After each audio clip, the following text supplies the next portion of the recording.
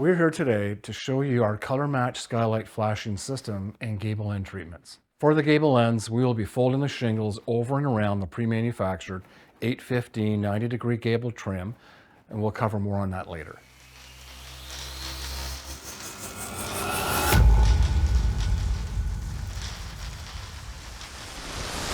As we're about to get started, I would like to point out that the left-hand 906 sidewall and the 815 starter strip for this segment are already installed into place, as well as the first row of shingles.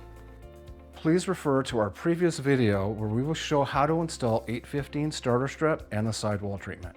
I would like to point out as well that we are reusing the skylight flashing system from a prior training installation seminar so as to limit the waste of material and be as environmentally conscious as possible. Before we begin, let's talk about some important recommendations from Ideal Roofing. It is important to select a quality product when purchasing a skylight.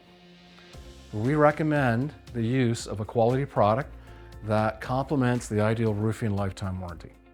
You will have to build a curb mount system for your skylight with a minimum height of 3.5 inches by using a 2x4, or you can also use a height of 5.5 inches by using a 2x6, as we did here.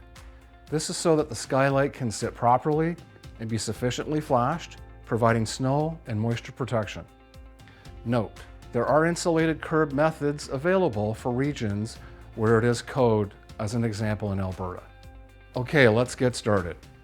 If not stripping the entire roof, the first step is to strip around the skylight roughly 10 or 12 inches away from the perimeter area around the skylight. You will then have to install a high-temp ice and water shield around the skylight, up the curb mount, flush to the top on all 4 sides.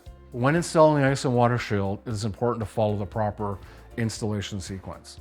Start from the bottom, wrapping up the sides, then do the sides, top to bottom, wrapping it around the top, and finally install the top and fold it over the sides. This will give you a watertight curb mount system. Keeping a random panel appearance is important here, as it is through the entire installation.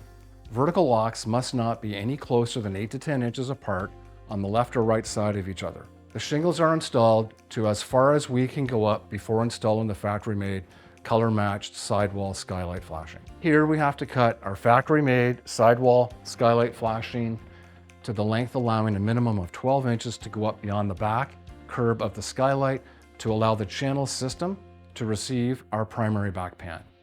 For the front measurement allowance, you have to leave enough material to reach the lock from the last remaining shingle.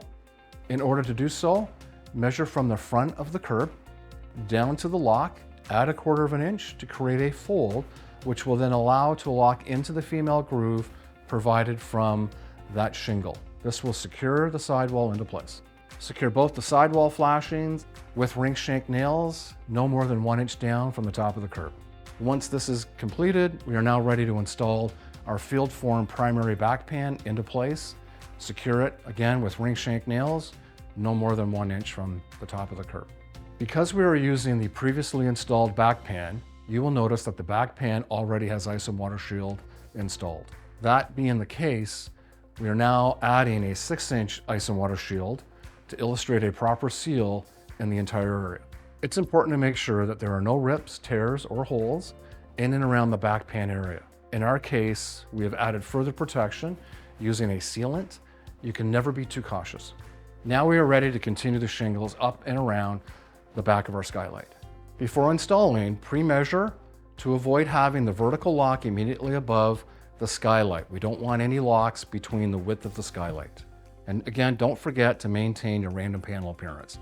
Now that we have completed the shingles around the entire skylight, it is time to prepare and install our secondary rear back flashing. Allow the width of your flashing to be wider than the curb by 5.5 inches, leaving 2 3/4 inches on either side. This method will allow you to incorporate dog ears on either side of your skylight flashing, thus bringing the water and moisture away from the top corners, which is a common problem area with skylights. The last piece to complete the skylight flashing is the front wall flashing. Ideal Roofing manufactures a front wall flashing with a standard 5.5 inch front wall leg. However, you can always field form your own front wall flashing if the leg length is slightly longer, as we did here. This can help you to avoid any partial rows of shingles. Now that we have successfully installed our last piece of skylight flashing, we can finish the shingles to the top of the roof and then install our ridge caps. When it comes to a gable roof treatment, our most recommended form of successfully completing any gables is to fold the shingles over the starter strip. You can do this by hand or by using the Ideal Roofing handheld bending tool. In order to do this, you'll need to add 3/4 of an inch allowance to the shingle beyond the gable trim. And here you will see us install the right end shingles by hand, folding the shingles around the 815 gable starter trim. This method promotes all moisture and debris, example leaves, helicopters, or dirt, to wash off completely and not get anything stuck or to collect inside that channel. This completes our Skylight segment of the Wakefield Bridge Metal Shingle installation video series. Thank you for watching, and please do not hesitate to reach out to me at bwhitley@idealroofing.ca if you have any questions. Thank you.